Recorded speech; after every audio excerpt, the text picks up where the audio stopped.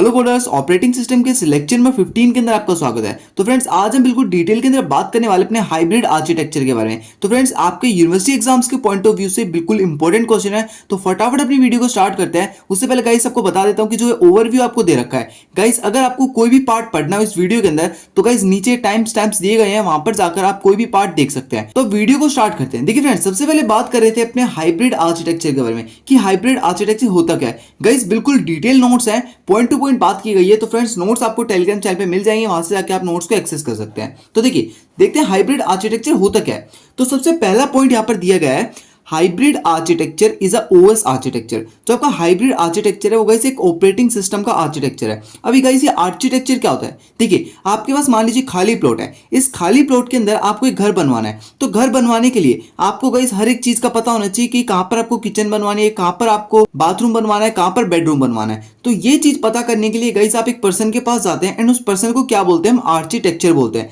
जो आपके पूरे घर का एक डिजाइन बना के देता है, एक स्ट्रक्चर बना के देता है। उस हिसाब से आप अपने पूरे घर को बनवाते हैं। ठीक है, इसी तरीके से जो आपको ऑपरेटिंग सिस्टम है उसका स्ट्रक्चर पता करने के लिए हम पढ़ते हैं अपने आर्किटेक्चर्स को। तो ये हमारा टाइप नंबर 3 है, हाइब्रिड आर्किटेक्चर्स को डिटेल में हम पढ़ने वाले हैं। देखिए सेकंड पॉइंट है, it is a combination of both monolithic and micro kernel architecture. देखिए क्या बोल रहा है, ये जो हमारा हाइब्रिड आर्किटेक्चर है वो क्या है, दोनों का कॉम्बिनेशन है। दोनों क्या चीज है, देखिए एक तो मोनोलिथिक एंड आपका माइक्रो कर्नल आर्किटेक्चर। ये दोनों मैंने आपको बिल्कुल डिटेल के अंदर पढ़ा रखे हैं नोट्स के साथ, लेकिन इस वीडियो में मैं आपको एक डायग्राम की हेल्प से इन दोनों को फिर से समझाता हूं, जिससे गाइस आप हाइब्रिड आर्किटेक्चर को बिल्कुल डिटेल के अंदर समझ पाएंगे। तो चलिए एक डायग्राम के ऊपर।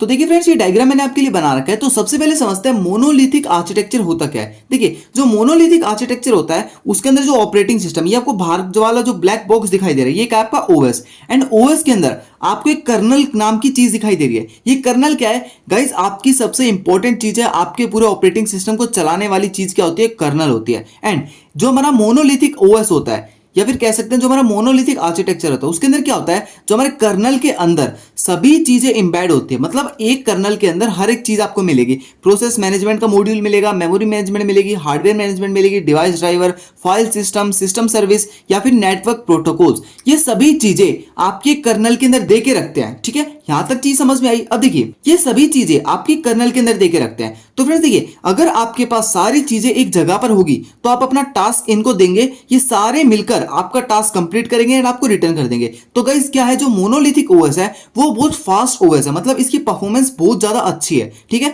तो इसका मेजर एडवांटेज था। देखिए हम एडवांटेज के ऊपर ही बात करने वाले हैं, क्योंकि हाइब्रिड ओएस हमने क्यों बनाया, देखिए मोनोलिथिक की एडवांटेज भी ले सके एंड माइक्रो कर्नल की एडवांटेज भी ले सके, इसलिए हमने दोनों जो आर्किटेक्चर है उनको मिक्स करके एक हाइब्रिड आर्किटेक्चर बनाया है। तो देखिए इसका जो एडवांटेज है वो क्या है कि इसकी परफॉर्मेंस बहुत अच्छी है। ठीक है फ्रेंड्स, अब बात करते हैं माइक्रो कर्नल कैसा दिखाई देता है। देखिए माइक्रो कर्नल ओएस के अंदर क्या होता है, जो आपका ओएस है वो गाइस दो चीजों में टूट जाता है। जैसे आपका एक कर्नल एंड एक यूजर स्पेस। मतलब पहले क्या था, एक पूरा कर्नल था, लेकिन अब क्या किया आपने, कर्नल अलग लिया है एंड एक यूजर स्पेस अलग लिया है। लेकिन जो एक कर्नल है इसको क्या बोलते हैं, माइक्रो कर्नल बोलते हैं। एंड जो यूजर स्पेस है ये क्या करता है गाइस, जो हमारी हाई लेवल सर्विसेज होती है उनको कौन स्टोर रखता है, यूजर स्पेस। एंड गाइस जो हमारी एसेंशियल सर्विस मतलब जो हमें बार बार रिक्वायरमेंट होती है, जो बहुत जरूरी है हमारे ऑपरेटिंग सिस्टम को चलाने के लिए, वो कहां पर है, हमारे कर्नल के अंदर। इसको माइक्रो कर्नल भी बोलते हैं। ठीक है, जैसे इंटर प्रोसेस कम्युनिकेशन हो गया, बेसिक शेड्यूलिंग होगी एंड बेसिक मेमोरी मैनेजमेंट हो गया, ये कहां मिलता है, हमारे माइक्रो कर्नल के अंदर। एंड जो हमारा फाइल सिस्टम है,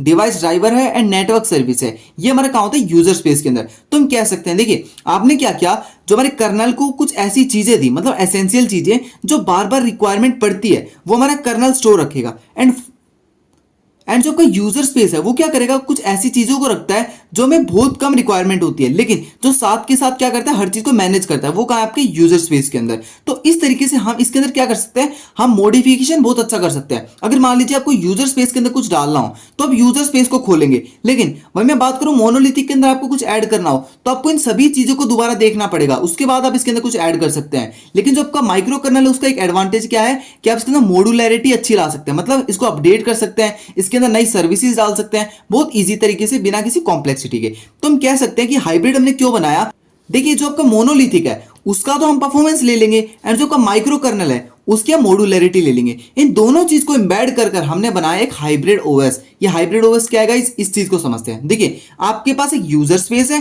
एंड एक कर्नल है। जैसे हमने पढ़ा था अपने माइक्रो कर्नल के अंदर, एक यूजर स्पेस भी है लेकिन एक कर्नल भी है। लेकिन आपको एक मेजर चीज ध्यान रखनी है, क्या, जो आपका यूजर स्पेस है वो क्या स्टोर कर रहा है, सिर्फ आपके ऐप की प्रोसेस को स्टोर कर रहा है। मतलब आपके ऐप में जो भी प्रोसेस चल रही है उसका डेटा स्टोर करता है यूजर स्पेस। एंड जब का कर्नल होता है वो एज अ मोनोलिथिक आर्किटेक्चर सभी चीजों को स्टोर रखता है। देखिए कर्नल को मैंने दो पार्ट के अंदर तोड़ा, एक कोर कर्नल एंड जो आपका एक यूजर स्पेस के अंदर जो जो चीजें थी वो। जैसे यहाँ पे आप देख सकते हैं, देखिए कर्नल के अंदर क्या आपका inter process communication, basic scheduling and basic memory management, इन सभी चीजों को उठाकर मैंने कोर कर्नल में डाला। एंड जो ये तीन चीजें, file system, device driver and network service, जैसे यहाँ देख सकते हैं file system, device driver and network service, जो कहाँ थी, जो माइक्रो कर्नल में कहां थी आपकी यूजर स्पेस के अंदर, वो हमने कहां डाल दिया, अब अपनी कर्नल के अंदर ही डाल दी। तो इसलिए हम कह सकते हैं कि हमने एक हाइब्रिड ओएस बनाया जिसके अंदर हमने यूजर स्पेस को भी लिया है एंड कर्नल को भी लिया है। लेकिन कर्नल के अंदर हमने सभी सर्विसेज को डाल दिया। एंड जो आपका आईपीसी है, इंटर प्रोसेस कम्युनिकेशन, ये क्या करता है, इन दोनों चीज के बीच में कम्युनिकेशन को अलाउ करता है। अगर यूजर स्पेस को कर्नल से कुछ काम है तो वो ले सकता है, एंड कर्नल को यूजर स्पेस से कुछ काम है तो वो भी ऐसे ले सकता है। तो ऐसे क्या आईपीसी हेल्प करता है इन दोनों के बीच में कम्युनिकेशन करने के लिए। अब चलिए अपने नोट्स के ऊपर इन चीजों के बारे में बिल्कुल डिटेल के अंदर पढ़ते हैं एंड गाइस किस तरीके से हम आंसर लिख के आने वाले हैं वो भी चीज देखते हैं। It is the combination of both monolithic and micro kernel architecture, कि जो हमारा हाइब्रिड ओएस है वो क्या करता है, हमारे monolithic architecture and micro kernel architecture का कॉम्बिनेशन है। अब बात करते हैं थर्ड पॉइंट, जो कि बहुत इंपॉर्टेंट पॉइंट है। This approach aim to provide the performance of monolithic system. देखिए मैंने क्या कहा, जो हमने ये अप्रोच लगाई वो क्या एम करती है, वो ये एम करती है कि हमें परफॉर्मेंस तो मोनोलिथिक की मिल जाए, एंड जो मॉड्यूलैरिटी है, मॉड्यूलैरिटी मतलब कुछ अपडेट करना हो, सिक्योरिटी हो एंड स्टेबिलिटी हो, वो किसका मिल जाए, हमें माइक्रो कर्नल का मिल जाए। तो दोनों चीजों को लेने के लिए हमने क्या कर दिया, एक हाइब्रिड ओएस बना दिया। एंड इस ओएस को कौन यूज करता है, इस टाइम पे हम इस ओएस को यूज करते हैं जिसको बोलते हैं विंडो बोलते हैं एंड मैक ओएस बोलते हैं। ये दोनों ओएस किस पे काम करते हैं, हमारे हाइब्रिड ऑपरेटिंग सिस्टम पे काम करते हैं। ठीक है, यहां तक चीज समझ में आई। एंड फ्रेंड्स मैंने नोट्स के अंदर भी आपके लिए सेम डायग्राम बना रखा है, डायग्राम मैंने आपको एक्सप्लेन कर दिया। तो फ्रेंड्स अगर मैं आपको ये नोट्स शेयर करने वाला हूं तो क्या करना है, आपको ये डायग्राम यहां से एक्सेस कर लेना है। ठीक है, अब गाइस बात करते हैं कुछ ऐसे की फीचर्स के बारे में जिनको पढ़कर हमें बिल्कुल डिटेल के अंदर समझ आने वाला है अपना हाइब्रिड आर्किटेक्चर, एंड हम क्या क्या चीज लिख के आने वाले हैं अपने आंसर के अंदर, वो भी हम वहां पे देखने वाले हैं। तो फ्रेंड्स ये की फीचर्स आपको दिखाई दे रहे हैं, इन की फीचर्स को डिटेल के अंदर समझते हैं। देखिए सबसे पहले बात करेंगे फर्स्ट पॉइंट के अंदर, कॉम्बिनेशन ऑफ एलिमेंट्स। मतलब कॉम्बिनेशन ऑफ एलिमेंट्स क्या चीज है, the kernel include some higher level service. जब का कर्नल है वो गाइस कुछ ऐसी हायर लेवल सर्विस को इंक्लूड करता है, जैसे डिवाइस ड्राइवर हो गया, फाइल सिस्टम हो गया, टू इंप्रूव परफॉर्मेंस, अपनी परफॉर्मेंस को इंप्रूव करने के लिए। वाइल अदर सर्विस में रन इन यूजर स्पेस, जो आपकी बची हुई सर्विस है, मतलब जो आपके ऐप की सर्विस हो गई, ठीक है, ऐप का यूआई हो गया, वो सभी कहां चीज काम करता है, आपका यूजर स्पेस के अंदर काम करता है। अब बात करते हैं मॉड्यूलैरिटी, जो कि सबसे इंपॉर्टेंट पॉइंट है। देखिए we can easily add new service और update our OS very easily. हम गाइस अपने ऑपरेटिंग सिस्टम के अंदर कुछ ऐसी चीजों को, जैसे कोई नई सर्विस हो गई, कुछ ऐसे अपडेट हो गए, वो हम इजीली ऐड कर सकते हैं बिना किसी दिक्कत के, क्योंकि हमने इसके अंदर क्या यूज किया हुआ, अपना माइक्रो कर्नल आर्किटेक्चर को भी यूज किया गया है। ठीक है, परफॉर्मेंस ऑप्टिमाइजेशन के अंदर क्या बताया गया है, क्रिटिकल सर्विस। देखिए critical service are capped within the kernel to optimize performance. Critical service क्या है, जैसे फॉर एग्जांपल आपका हो गया आईपीसी, ठीक है,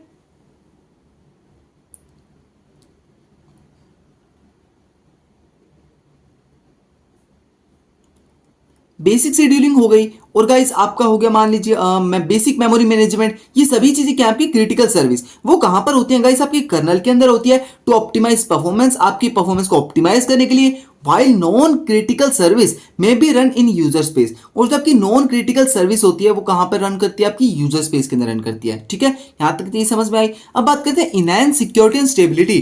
क्या ये सिक्योरिटी एंड स्टेबिलिटी किस तरीके से इनहैंस करता है, by isolating less critical service and keeping only essential service one within the kernel। देखिए जो आपकी लेस क्रिटिकल सर्विस है उनको आइसोलेट करता है, आइसोलेट का मतलब उनको अलग रखता है, keeping only essential service within the kernel. और आपकी जो एसेंशियल सर्विस है जो बार बार यूज होती है उनको कहां रखता है, आपके कर्नल के अंदर रखता है। The system achieve a better security, इससे क्या होती है, आपके सिस्टम को एक अच्छी सिक्योरिटी मिलती है।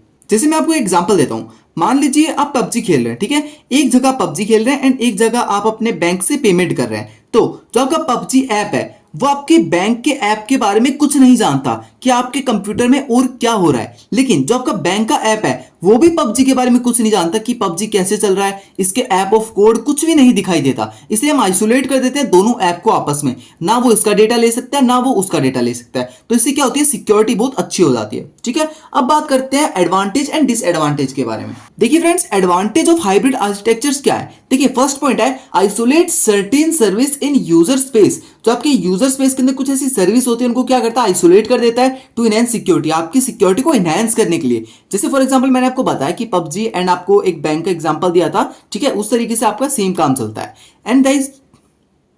एंड अब बात करते हैं second point, modular design simplifies update and maintenance of the system. जो आपका मॉड्यूलर डिजाइन है जिसके अंदर आपने माइक्रो कर्नल यूज किया है, उसके अंदर क्या होगा, बहुत सिंपली तरीके से हम अपडेट एंड मेंटेन कर सकते हैं अपने पूरे ओएस को या फिर सिस्टम कंपोनेंट्स को। यहां तक चीज समझ में आई। अब बात करते हैं एक डिसएडवांटेज के बारे में। गाइस, इसका एक मेजर एक ही डिसएडवांटेज देखा गया है अभी तक, combining elements from both architectures can make the design and implementation more complex। देखिए क्या होता है, जब आप एक इस तरीके का ओएस बनाते हैं, एक हाइब्रिड ओएस बनाते हैं, तो गाइस उसको डिजाइन करने में, उसको इंप्लीमेंट करने में थोड़ी ज्यादा कॉम्प्लेक्सिटी देखनी पड़ती है। जैसे मैं मान लीजिए आप क्या करते हैं, एक माइक्रो कर्नल भी बना रहे हैं, एक मोनोलिथिक भी बना रहे हैं, तो दोनों ओएस आप बनाएंगे, दोनों को आपस में कंबाइन करेंगे, तो क्या है, कॉम्प्लेक्सिटी बहुत ज्यादा बढ़ चुकी है यहाँ पर। तो गाइज ये एक बेसिक डिसएडवांटेज है। तो यहाँ पर हमने चीजों को डिटेल के अंदर समझा। एंड गाइज अब लास्ट बात कहना चाहता हूँ, डोंट फॉरगेट टू सब्सक्राइब, कि सब्सक्राइब करना मत भूलना फ्रेंड्स। बिल्कुल डिटेल के अंदर आपको हर एक चीज समझाई गई है, नोट्स गाइज आपको मिल जाएंगे, टेंशन लेने की जरूरत नहीं है। गाइज आपके एग्जाम के पॉइंट ऑफ व्यू से हर एक चीज डिटेल के अंदर आपको समझाई है। गाइज आपके एक सब्सक्राइब से हमें एक मोटिवेशन मिलता है। तो फ्रेंड्स अब मिलते हैं नेक्स्ट वीडियो के साथ। अभी के लिए थैंक यू सो मच।